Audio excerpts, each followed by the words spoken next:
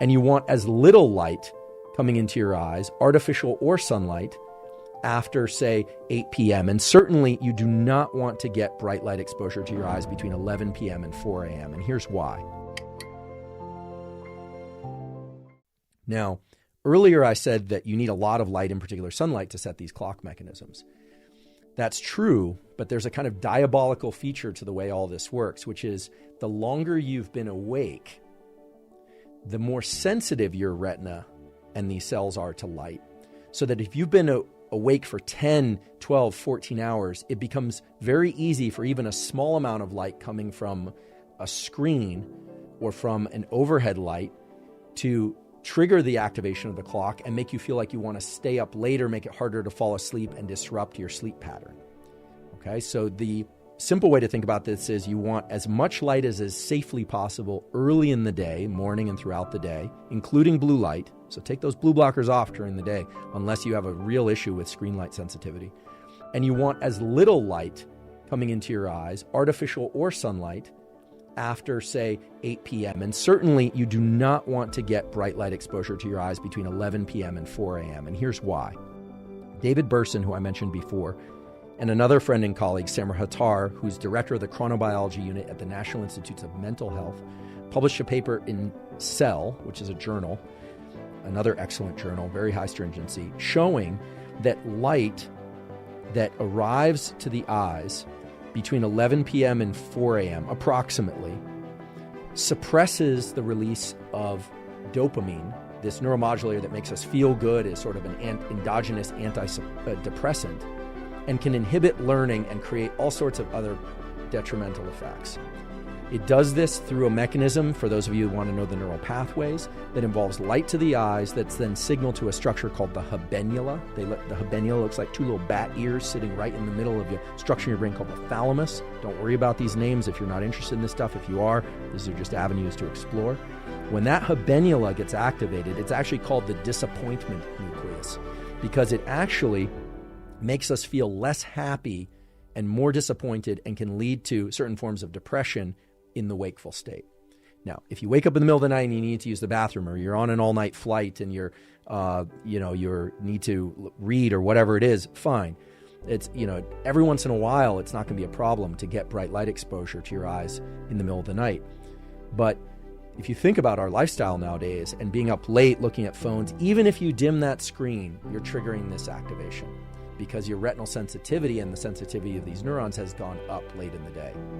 Now, I'm not here to dictate what you should or shouldn't do, but for those of you that are experiencing challenges with mood, those of you that have anxiety, learning problems, issues focusing, the questions I usually get are, how can I focus better? Well, we will get to that, but one of the best ways you can support your mechanisms for good mood, mental health, learning, focus, metabolism, etc., is to take control of this light exposure behavior at night and not get much or any bright light exposure in the middle of the night.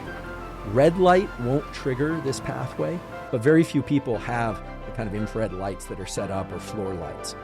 And that brings me to an important point, which is about the location of light. This hasn't been discussed much out there, I don't think. These cells in our eye, these neurons that signal the central clock, reside mostly, not exclusively, but mostly in the bottom half of our retina. And because we have a lens in front of our retina, and because of the optics of lenses, that means that these cells are actually viewing our upper visual field. There's an inversion of the visual image, etc. You can look that up if you want to learn more about retinal optics. It's fascinating, but not the topic for today. These cells are in the bottom half of your retina mostly, and so they're viewing the overhead visual space around you. This is probably not coincidental that these cells were essentially designed to detect sunlight, which is overhead, of course. So if you want to avoid improper activation of these neurons, it's better to place lights that you use in the evening low in your physical environment, so on desktops or even the floor, if you want to go that way, as opposed to overhead lights. So overhead fluorescent lights would be the worst. That would be the worst case scenario. Lights that are overhead that are a little bit softer, of the sort of yellow or reddish tints, would be slightly better. But dim lights that are set low in the room are going to be best because they aren't going to activate these neurons and therefore shift your circadian clock. So that's a goal. Some people like Samer Hattar that I mentioned earlier, he turns his home basically into a cave in the evenings. Candlelight actually does not trigger activation of these cells. So candlelight and fireplaces and campfires are fine. Dim lights, very dim lights are fine, and lights low in the physical environment. Of course, the problem with candlelight and fireplaces is the fire hazard, but you're smart people, you know what to do about that. Don't burn down whatever structure you're in, including forests, please. So, keep the lights low in your environment.